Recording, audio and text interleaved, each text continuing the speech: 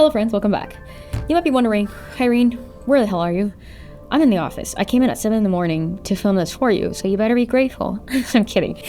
I'm sorry, I'm sleep deprived. But today we're talking about my MBA, just wrapping up the 2 years and answering a few questions that I've gotten. Like, is it worth it? Was it worth it? Sorry, past tense, I graduated. What are some of your favorite classes? What are some of the memorable moments, such as favorite events, etc.? And before I get to the big hitter of was it worth it, let's just talk about some of the other things.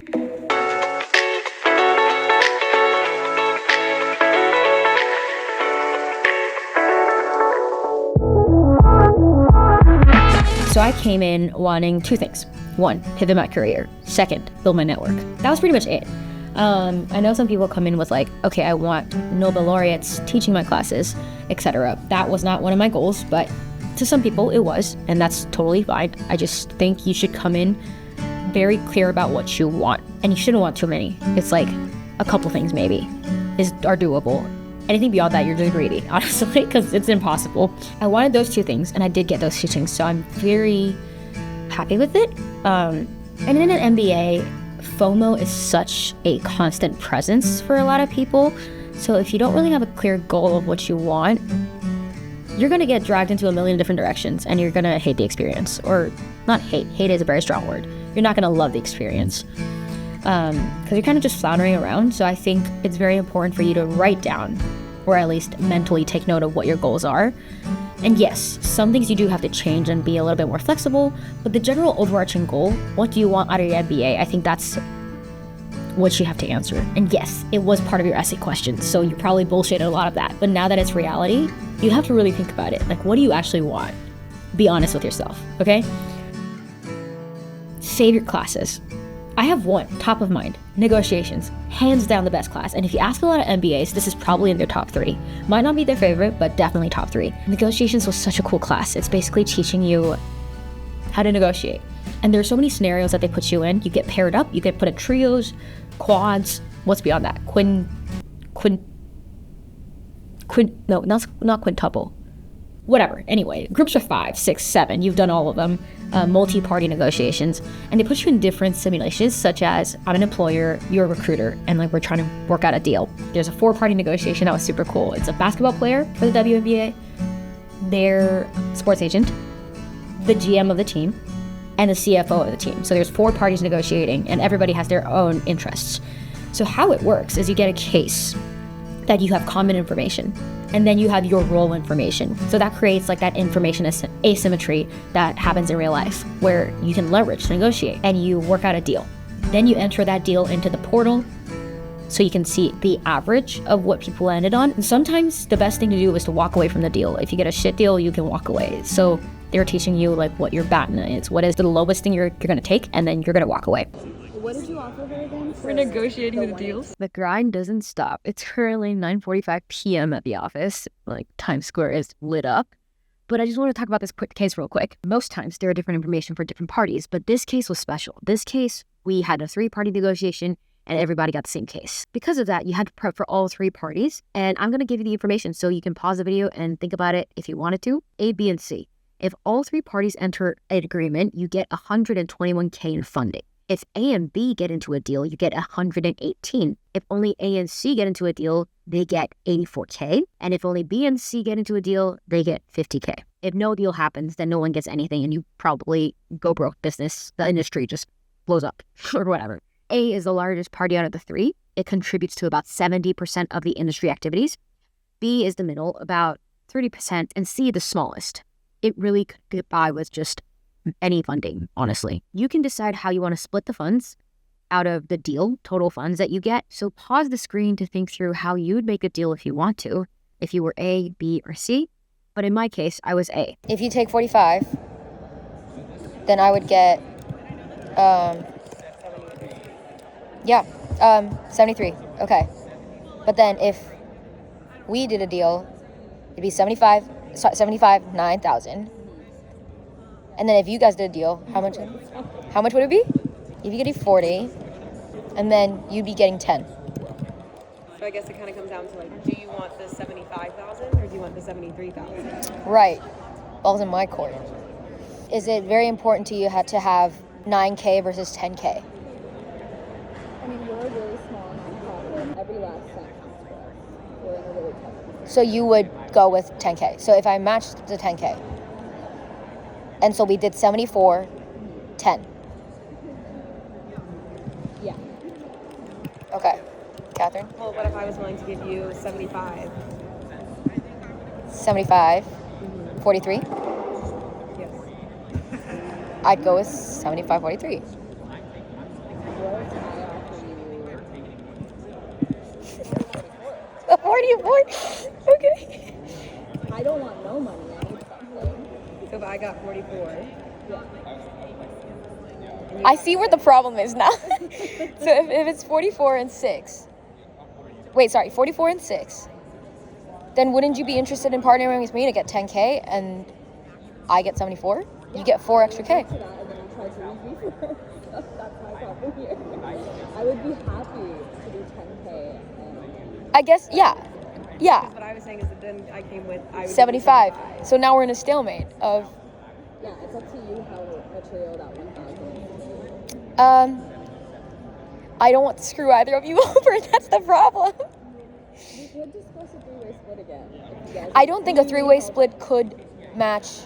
Okay, let's entertain the idea, right?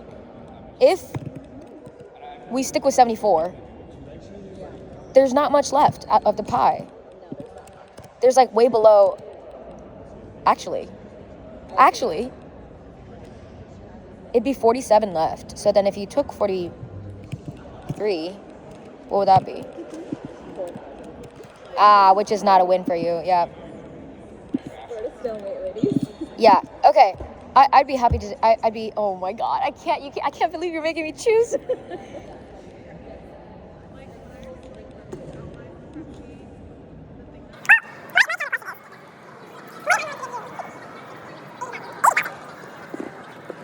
Maybe we should try and come up with maybe a three-way deal. I think so. I think that's where it's pushing us to go to, Yeah. without cutting Because someone it's else like- out.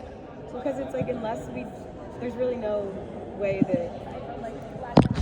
I know this is me coming down a lot, but like, just based on the objective value that we bring in, like I said, never mind, that does not work. I was wondering where you were going. My math is not mathing.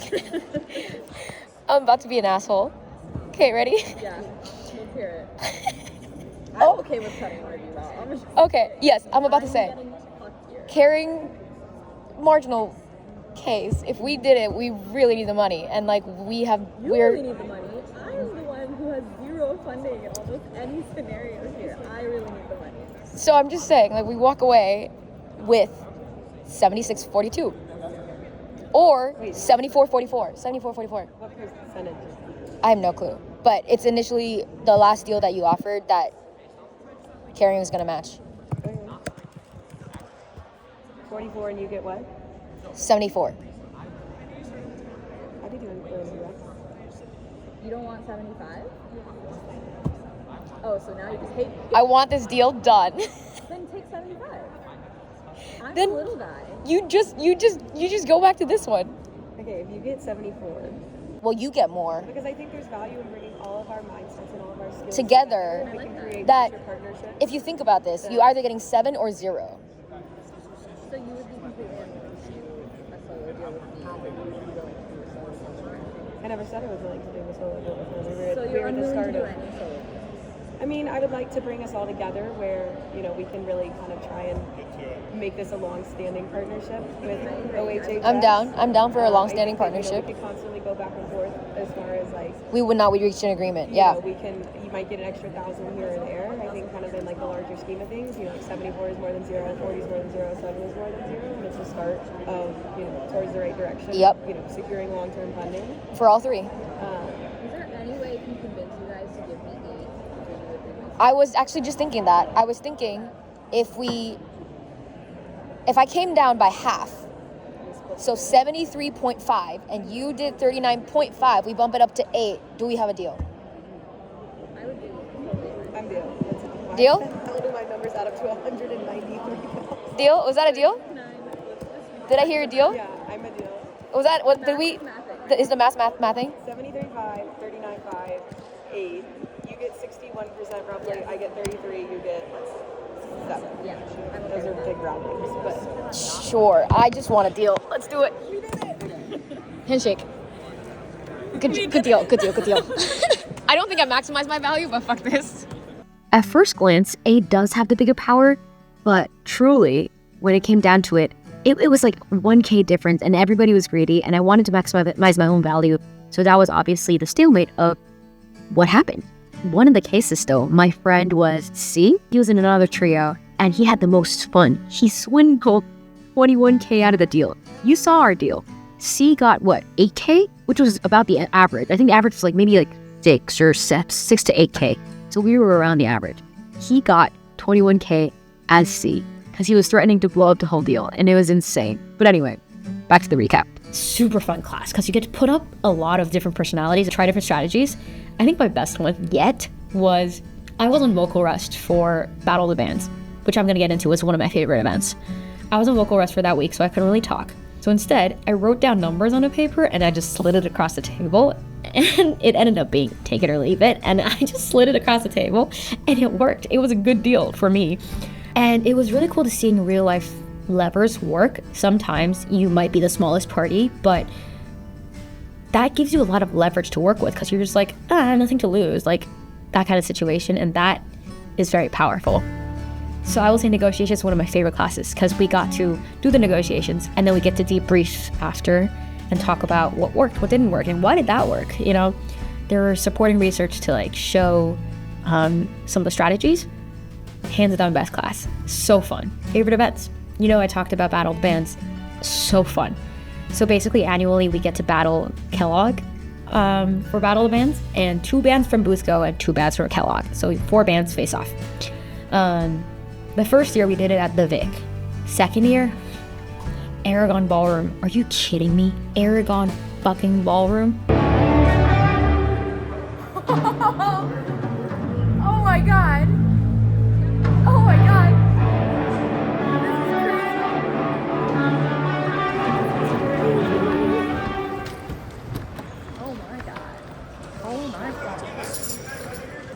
This is crazy. That's where Nirvana played. And like Alan Walker also just played there like a month before we did. Fred again also played there.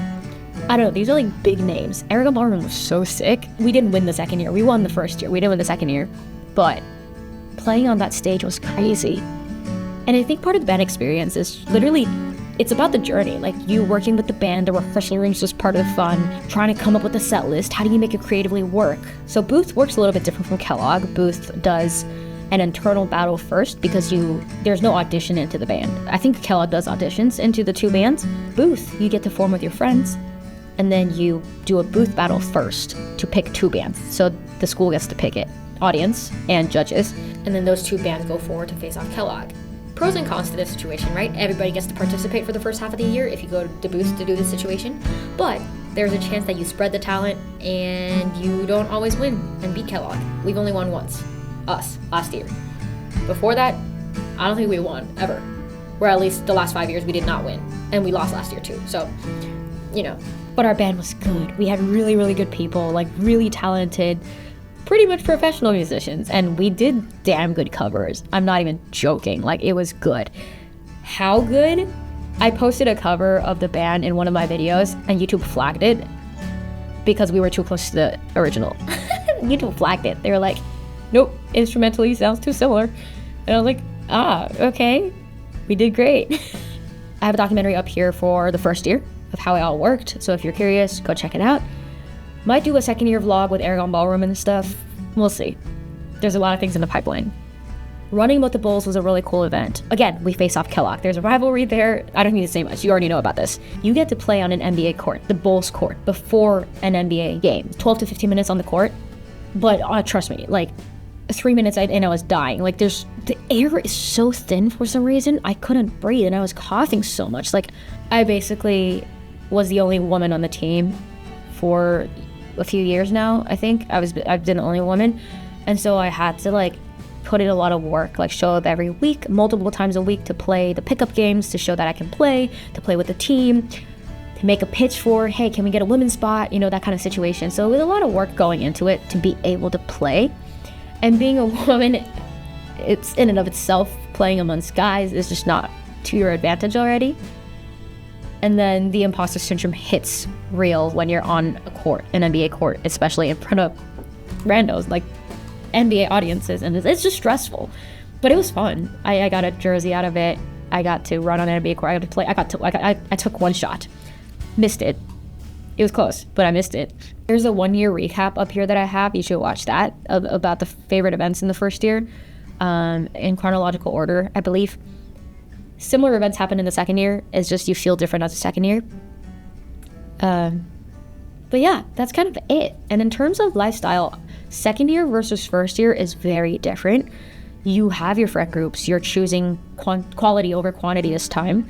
And I think the challenge for a second year is getting out of your comfort zone to continue to meet new people or continue to reach beyond your friend groups, because it's very easy to settle into, okay, I'm just going to hang out with my people. But you came to an MBA to network, right? At least I did. So you got to remember, there's a year below you. There's like 600 new people, 700 this time around, that you get to meet. And so you shouldn't waste that opportunity to meet the year younger. You know what I mean? So I really was mindful of that, and I really tried to go out of my way. So I think I made like 5 quality first year friends. I know it's not a lot, but 5 quality is better than 0 quality first years, you know? So I think that's something to remember for the second year. A lot more leadership positions in the second year because you're running the clubs, etc. So a lot of time goes into that. Being a coach here, so much work. There's so many red tape as well to like jump through hoops, to like whatever. So it's just a little bit different as a second year. I was thankful that I don't have a recruit. I was just able to kind of coast on that front and just enjoy my life. So if you had to recruit, I'm very impressed. And like, yeah. And to answer the big question, was it worth it? Going back to what I said before, yes, I came with 2 goals. I fulfilled those 2 goals. I wouldn't see why it wouldn't be worth it for me. So yeah, to me, it was worth it. I think it's very important as to where you expectation and reality, like how far those are apart for you to justify if it's worth it or not. Even just pivoting my career alone, going from CPA, accounting, EY, Big Four, tech risk consulting type of situation to a PMM of what I'm doing now is a completely 180 flip. And I wouldn't be able to do that without this degree. So yes, it's worth it. For a dream job in my dream city, yes. All right, I'll see you in the next video. Bye.